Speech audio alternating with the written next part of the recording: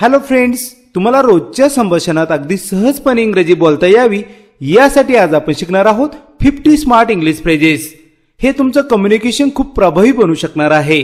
चला तर मित्रांनो, मग आजच्या लेसनला आपण सुरुवात करूया। सुरुवातीस आपण बघूया ग्रीटिंग्स म्हणजेच नमस्कार करण्यासाठीचे काही फ्रेजेस। एखादी व्यक्ती भेटल्यानंतर आपण बोलण्याची सुरुवात करू शकतो गुड टू सी यू म्हणजे तुम्हाला पाहून आनंद झाला, गुड टू सी यू। किंवा तुम्ही हे देखील बोलू शकता हाऊ इज एव्हरीथिंग गोइंग म्हणजेच काय सगळं कसं काय चाललंय। समोरच्या व्यक्तीची खुशाली विचारण्यासाठी तुम्ही बोलू शकता हाऊ इज एव्हरीथिंग गोइंग। किंवा तुम्ही बोलू शकता लॉंग टाइम नो सी। एखादी व्यक्ती जर बऱ्याच दिवसांनी भेटला असेल तर तुम्ही ही फ्रेज वापरू शकता लॉंग टाइम नो सी। किंवा तुम्ही बोलू शकता मित्रांनो व्हाट्स न्यू नवीन काय चाललंय, व्हाट्स न्यू। या फ्रेजचा देखील वापर करता येईल इट्स बीन अ व्हाईल। एखादी गोष्ट करून खूप दिवस झाले या बाबतीत बोलण्यासाठी तुम्ही वापरू शकता it's been a while. Dear friends, आता आपण बघूयात स्मॉल टॉक करण्यासाठीचे काही फ्रेजेस, सामान्य गप्पा मारण्यासाठीचे फ्रेजेस। फर्स्ट फ्रेज बघा, दॅट साऊंड्स इंटरेस्टिंग म्हणजेच काय, अरे ही गोष्ट खूप इंटरेस्टिंग वाटते। एखाद्या व्यक्तीनं त्याचं बोलणं चालू ठेवावं, त्यातलं इंटरेस्ट दाखवण्यासाठी तुम्ही बोलू शकता दॅट साऊंड्स इंटरेस्टिंग। तुम्ही असं देखील बोलू शकता I totally agree with you. हे केव्हा बोलणार तुम्ही, एखाद्या बाबतीत तुम्हाला तुमची सहमती दर्शवायची असेल तर तुम्ही बोलू शकता I totally agree with you. हे वापरू शकता तुम्ही रिअली टेल मी मोर। हे केव्हा वापरणार, अरे खरंच मला अजून सांग। एखाद्या गोष्टीबाबत तुम्हाला इंटरेस्ट वाटला, तुम्हाला ती गोष्ट आवडली तर तुम्ही बोलू शकता really tell me more. I see what you mean. याचा वापर केव्हा करणार, समोरच्या व्यक्तीचं बोलणं आपल्याला समजतंय हे सांगण्यासाठी वापरू शकतो आपण आय सी व्हॉट यू मीन। तुला काय म्हणायचे ते मला समजतंय। नेक्स्ट फ्रेज बघूया, दॅट्स अ गुड पॉइंट। हा चांगला मुद्दा आहे।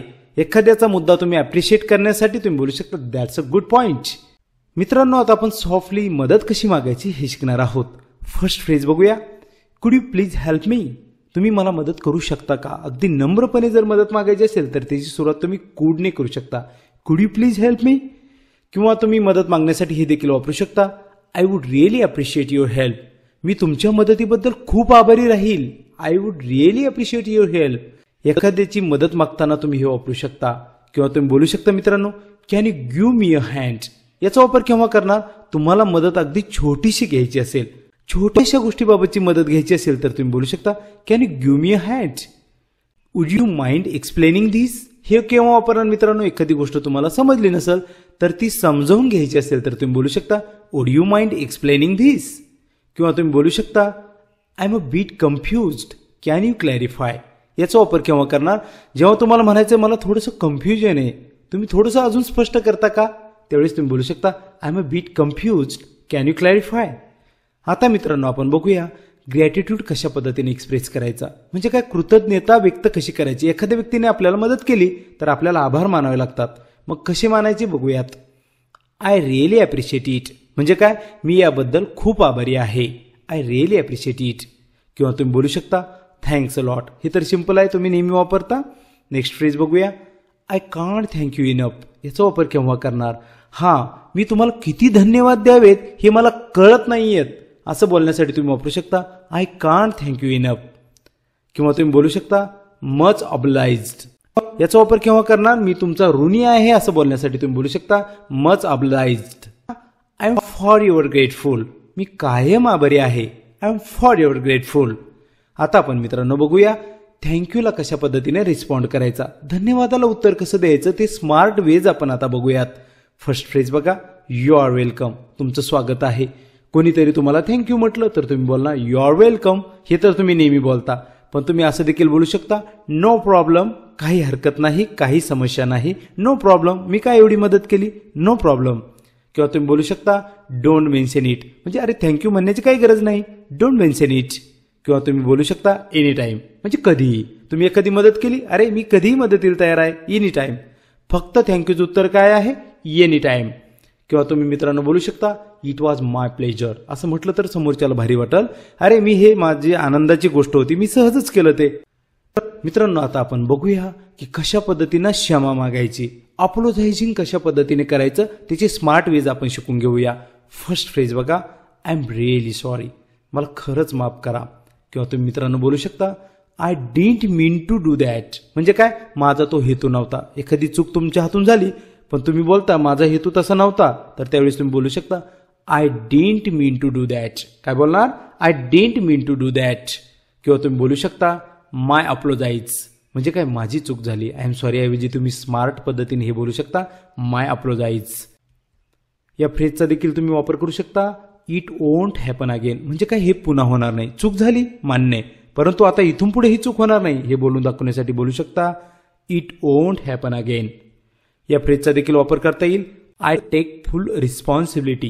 याचा वापर केव्हा करणार मित्रांनो, एखादी चूक आपल्या हातून झाली पण त्याची जबाबदारी स्वीकारण्यासाठी तुम्ही बोलू शकता आय टेक फुल रिस्पॉन्सिबिलिटी. आता मित्रांनो आपण मत व्यक्त करण्यासाठीचे काही फ्रेजेस बघूयात. फर्स्ट फ्रेज बघा, इन माय ओपिनियन म्हणजे काय, माझ्या मते. एखादं मत व्यक्त करण्याची सुरुवात तुम्ही इन माय ओपिनियनने करू शकता किंवा तुम्ही वापरू शकता आय बिलीव्ह दॅट म्हणजे काय, मला वाटतं की, आणि मग तो तुमचा विचार तुमचं मत घेऊन पुढे बोलू शकता. किंवा तुम्ही असं देखील स्टार्ट करू शकता from my point of view म्हणजे माझ्या दृष्टिकोनातून एखाद्या गोष्टीबाबतचा आपला दृष्टिकोन काय आहे हे बोलण्यासाठी तुम्ही फ्रॉम माय पॉइंट ऑफ व्ह्यूने स्टार्ट करून बोलू शकता. किंवा तुम्ही हे देखील वापरू शकता पर्सनली आय थिंक वैयक्तिकरित्या मला असं वाटतं, आणि मग ते मत तो विचार घेऊन तुम्ही पुढे बोलू शकता पर्सनली आय थिंक आणि स्टार्ट करू शकता. किंवा तुम्ही हे देखील वापरू शकता as far as I am कन्सर्ड याचाही अर्थ काय होतो, माझ्या मते. तुमचं मत मांडण्याची सुरुवात याने देखील करू शकता. फ्रेंड्स आता आपण बघूया एखाद्या प्लॅनिंग बद्दल कशा पद्धतीनं बोलायचं. फर्स्ट फ्रेज बघा, लेट्स कॅचअप सून म्हणजे काय, लवकरच भेटूया. लेट्स कॅचअप सून लवकरच भेटूया. Are you free this weekend तुम्ही या विकेंडला फ्री आहात का. सिंपल फ्रेज आहे are you free this weekend तुम्ही या विकेंडला फ्री आहात का. लेट्स मीट ॲट 6 PM चला संध्याकाळी 6 वाजता भेटूया. That sounds like a great idea हां ही खूप छान कल्पना आहे. That sounds like a great idea. We should definitely do this again अरे आपण हे पुन्हा करायला हवं. We should definitely do this again. मित्रांनो आता आपण बघूया एखाद्या संभाषणाचा शेवट करण्यासाठीचे फ्रेजेस जे की तुम्हाला संभाषणाचा शेवट करण्यासाठी फार उपयोगाला येतील. फर्स्ट फ्रेज बघा, it was nice talking to you तुमच्याशी बोलून आनंद वाटला. समोरच्याला पण चांगलं वाटेल it was nice talking to you. किंवा तुम्ही वापरू शकता I have got to go now अरे मला आता निघावं लागल. I have got to go now. Take care आपली काळजी घ्या सिम्पली हे देखील वापरू शकता take care. See you later नंतर भेटूया.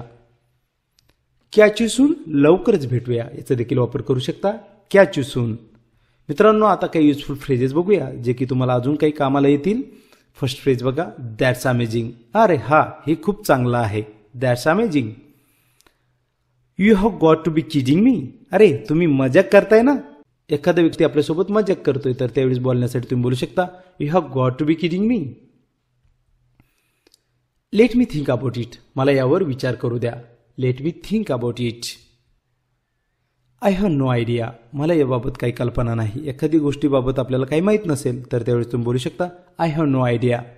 लास्ट फ्रेज बघूया, लेट्स ॲग्री टू डिसॲग्री. याचा वापर केव्हा करणार, ज्यावेळेस एखाद्या विचाराबाबत एखाद्या मताबाबत मतभिन्नता असेल तर त्यावेळेस ती एकत्र करण्यासाठी तुम्ही हे सेंटेन्स वापरू शकता लेट्स ॲग्री टू डिसॲग्री. चला आपली मतभिन्नता स्वीकारूया. डिअर फ्रेंड्स आय होप तुम्हाला आजचा व्हिडिओ आवडला असेल. ही 50 स्मार्ट फ्रेजेस तुमच्या दैनंदिन संभाषणामध्ये वापरा आणि तुमचं इंग्रजी अधिक प्रभावी बनवा. डिअर फ्रेंड्स तुम्हाला कोणती फ्रेजेस सर्वात जास्त आवडली कमेंट्समध्ये सांगायला मात्र विसरू नका. भेटूया पुढील व्हिडिओमध्ये. Bye bye take care.